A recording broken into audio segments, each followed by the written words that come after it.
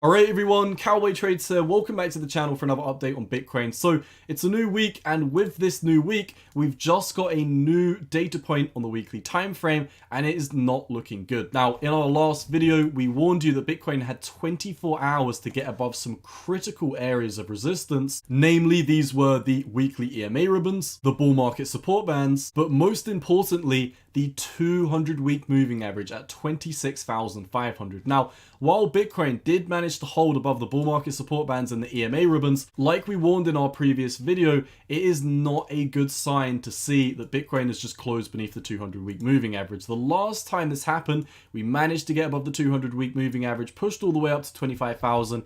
We broke beneath the 200-week moving average. We had a bearish engulfing candle, followed up by another bearish engulfing candle. We had a few dead cat bounces, but then we broke down into new bear market lows. So things are looking pretty worrying for Bitcoin right now. The total cryptocurrency market cap as well has closed beneath the EMA ribbons, bull market support bands, and the 200-week moving average after a failed retest of the 618 Fib. And also, the total altcoin market has just closed beneath the 200-week, the bull market support bands, the EMA ribbons, this fixed range volume profile on both sides, and of course, the most important trend line that we've got over on the altcoin market. If we clear this chart up, you can very clearly see we've been in a downtrend for the altcoin market. The altcoin market managed to break above this level, and it has failed to hold it, and it looks like this week is going to be pretty nasty. Let's talk about all this and more, and also we've got some economic data to run through.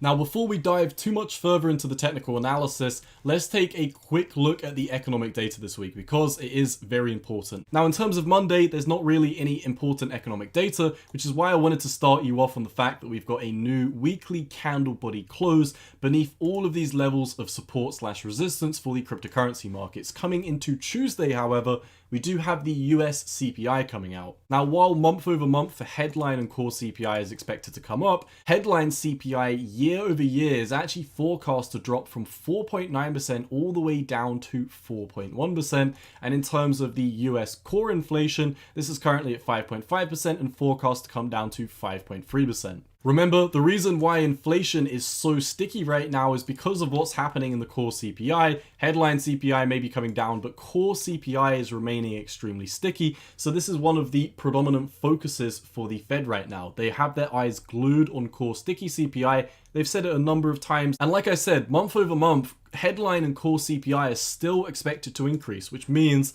that coming into the actual United States Consumer Price Index, which is determined by its index, not a year over year valuation, the actual CPI index is probably going to push up to a new all-time high, which really tells you all you need to know about inflation. We're still seeing it. Now, coming into Wednesday, yes, we do have PPI inflation, but more importantly, we have the next FOMC meeting decision. Now, the markets are actually expecting for a pause in the interest rates with a 73.5% probability and only a 26.5% probability of another 25 basis point increase. So far, no cut is priced into the markets whatsoever. And if you want my opinion, I interestingly think that this is probably about 50-50 probability between a interest rate pause at this moment in time and another interest rate hike. My rationale behind that is because a lot of Fed speakers that I pay close attention to, which have helped educate my estimates for higher interest rates for months and months and months now, while everyone has been causing for a pause every single month for the past year. Some of the Fed speakers, whose words I do take into consideration, are starting to talk about how a rate pause in this month may be beneficial,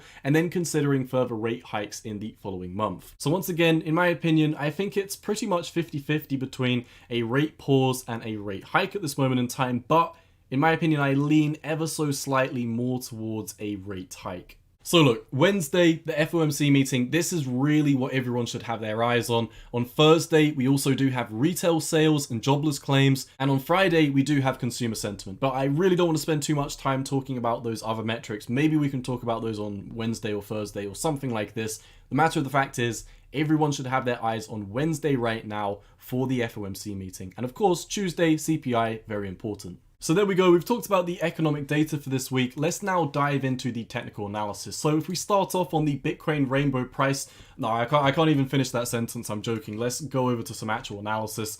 First of all, I want to talk about what could happen if we do see an interest rate hike and what could happen if we do see an interest rate pause. So first of all, what happens if the interest rates go up by 25 basis points on Wednesday? Now, I find using the interest rate over on this chart is a little bit ugly, so let's get rid of this and use an indicator which highlights the FOMC dates. And as you can clearly see, we obviously know we've been experiencing interest rate hike after interest rate hike for ages now. You can basically see every single time. Maybe sometimes we have a pump for like a few days, but we pretty much either pump into it and break down, or we just straight up break down after a quick wick to the upside. So based on the data we just looked at, it seems pretty straightforward. If we get a 25 basis point increase, then Bitcoin is very likely to break down to the price targets, which I will highlight in the latter half of today's video. But what happens if we get an interest rate pause? Let's talk about an interest rate pause. What happens if the interest rates get paused? Well, first of all, we need to understand the environment that we're currently in. The interest rates are up at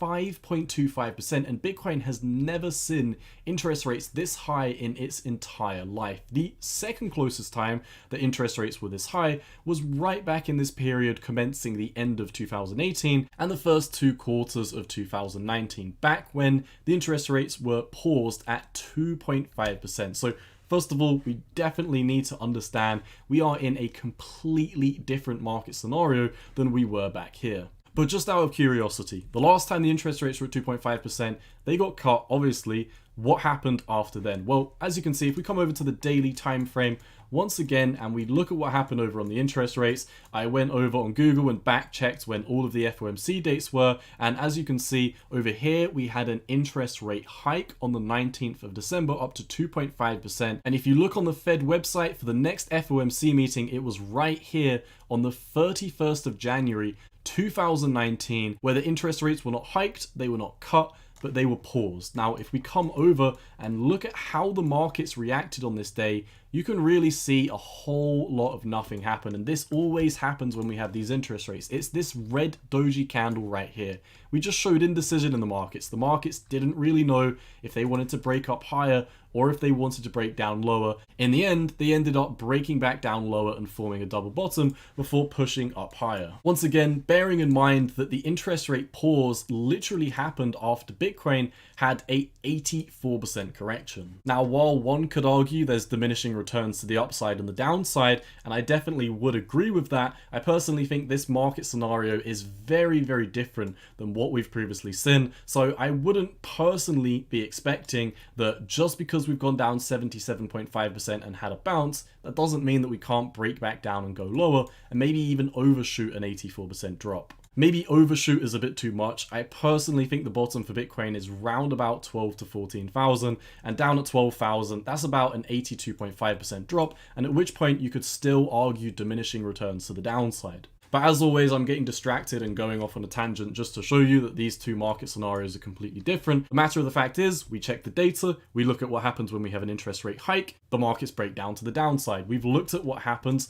in a similar situation where the interest rates were not even half of what they are at this moment in time, and you can see that the markets went back down to the downside for one final leg. And also in this situation, when Bitcoin finally had an interest rate cut, we actually broke up 52%, which is bullish, right? That's the start of the bull market. Well, no, this is actually what I've highlighted to a lot of people before on my channel. When you do have that interest rate cut, I will probably be bullish for approximately 5 days, and then I will flip mega bearish. You can see as soon as the interest rate cut happened, euphoria stepped in, everyone was pumping up the price, and then it was like, oh, okay, we've had the interest rate cut, so there's really nothing to be bullish about now. There's nothing else to expect. Interest rates are still up at 2.25%, and right now they're up at 5.25%, so even if they did get cut, it'd only probably come down to 5%, and at which point, this is what I always highlight. People think interest rate cut is bullish. They haven't back-checked the data. Every single interest rate cut, if you look at the S&P 500, Bitcoin, they don't normally fare too well for the markets. Once again, as always, going off on a tangent, but if the interest rates get hiked on Wednesday, I'm going to be bearish. If the interest rates get paused, maybe we could see a short bounce in the lower time frames. Now, what type of bounce am I talking about? Am I talking about, a short bounce, tearing through resistance? No, not necessarily. Before we continue with the TA, just a quick message from this video's sponsor. That is Trezor. They're a cryptocurrency hardware wallet company which I have partnered with. If you want to go check out their products, I will leave a link in the description down below, and it will also pop up on your screen on the top right. As of right now, Trezor is the only company that I've partnered with because I use their products, I like their products, and I care about your safety and my safety. So if you do want to protect your cryptocurrency, go check out their products. Once again, link in the top right and also in the description. Let's get back to the video. Now, if you watched my previous video, we talked about this Bitcoin break. The decision was going to happen in 24 hours. That has obviously happened. Now, we held the bull market support bands. We held the EMA ribbons. So what could stop us at this moment in time if we do have an interest rate pause to push back up to 26,500 to the 200-week moving average? Really not a big push whatsoever. I'm talking about a $1,000 pump at this point, and then retesting its resistance and breaking back down. In my opinion, if we get a pause, that is the most likely scenario, and if we get a hike, I think we're just going to continue back down. Once again, really emphasizing here that the 200-week moving average is a thoroughly respected macro moving average. In my opinion, this is the most important macro moving average of all. If we come back to previous bear markets, you can clearly see it has acted as a last resort. In this example over here, you may be looking at the wicks going for it, but look at where the candle bodies were. The candle body closed right on the 200-week moving average. Back in the 2018 bear market, it closed right on the 200-week moving average. So in my opinion, the 200-week moving average is a great way to gauge whether we are in a bull market or a bear market. Now, just because we push above it doesn't mean we're breaking into a bull market. And if we're in a bull market and we temporarily lose it as support, it's not the end of the world. You can clearly see lots of times where you try and break over it, and this is the point where you want to see a back test and a higher high, but you don't see it. You just see an SFP, a swing failure pattern, you break back down. Here you can see we broke above it, swing failure pattern, broke back down. Here you can see we broke back above it, came back for the retest. We had a small bounce. Instead of making a higher high, we made a lower low, we made an M pattern, we broke down and we lost it as support. So really, for Bitcoin right now, I'm expecting continuation. Once again, to highlight, the total cryptocurrency market cap is in absolute shambles right now, closing beneath all of these important lines of support. And the altcoin market, oh my days, the altcoin market is getting decimated. We obviously updated all the altcoins recently on my channel, following all of our bearish predictions in the past couple of weeks and months, etc. And these have all started to come into fruition. You can see the altcoin market. Once again, just a quick reminder, we are closing beneath the 618 Fib. We're closing beneath EMA ribbons. We're closing beneath the 200-week bull market support bands. We've just lost this macro downtrend. Also, a few people messaged me. One person commented on YouTube. A few people messaged me on Discord and asked me, why does my chart not look like this? I think a lot of people's charts look like this, and they're like, I don't understand why it doesn't look the same. You're probably on a linear chart. Make sure if you're looking at macro crypto charts or macro charts in general, come over to the log chart. It's all down to preference, really. But yeah, in terms of the logarithmic chart for the altcoin market, we have broken over this resistance, came back for the retest and failed, and now we are heading down. It is looking extremely bearish for the altcoin market. Now, I want to highlight something extremely worrying. Now, there's a big volume cluster that you can clearly see right here over on the altcoin market. If I clear up this range and clear up all of these different things that are hindering the screen right now so you can see it a little bit easier. You can see big volume cluster here. This is highlighted by this white box. Now, what I really want to highlight is when you come underneath this white box, when you move into an area where there's less liquidity down here, you can see some very quick knee-jerk reactions which have happened in the markets before, and we're steadily approaching that level. Just wanted to give you a quick update. I'm sure you can interpret that however you want. But let's move on to my final thoughts on Bitcoin and just re-update you on why I'm currently bearish. The main reason is that Bitcoin has just closed a weekly candle beneath the 200-week moving average, but it's deeper than that. I'm going to fly through these because we've discussed these all in detail on the channel before. In terms of the weekly MACD, we've just had a bearish cross last week. We warned you the day before this cross that a big move was coming, and as you can see, we had a 5% move to the downside since then. But that's only the start of the move. If we look at previous examples, you can see all of these monumental MACD crosses have been highlighted with these vertical rays. We've had respectively 49, 42, and 56% drops in the market, and we are only down 5%.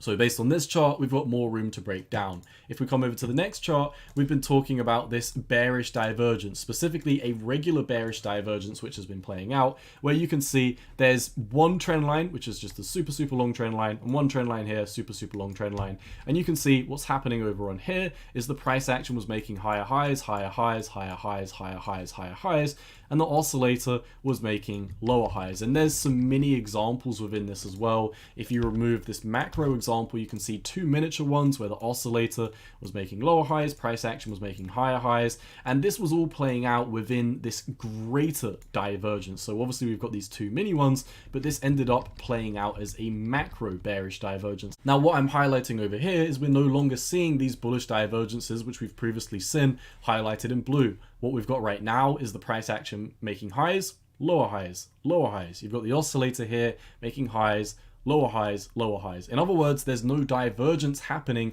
from the oscillator right now, and it's looking like this bearish divergence, which we've been talking about on the channel, is finally starting to play out. Now, in terms of the daily time frame, you can see at this moment in time, while we did hold the weekly bull market support bands as support, we are literally looking like we're on the cusp of breaking to the downside of them right now. If you start to see Bitcoin push beneath 25,900, then it's probably going to be an indicator that we're breaking down lower. Now, on some exchanges, we're already pushing slightly beneath it, but these are $100 differences. It's not a big deal. If we get rid of the bull market support bands, look at the EMA ribbons on the daily time frame, we are obviously breaking down. 200-week moving average, let's get rid of that as well. In terms of this ascending Fib channel we've been discussing on the channel, quite recently we pushed back up and retested the 618 Fibonacci, broke down, back tested the 236 Fibonacci, broke down, and it looks like we're on the cusp of breaking beneath the 236 again and heading down to the price target of the bottom of the channel, 24,400. Now,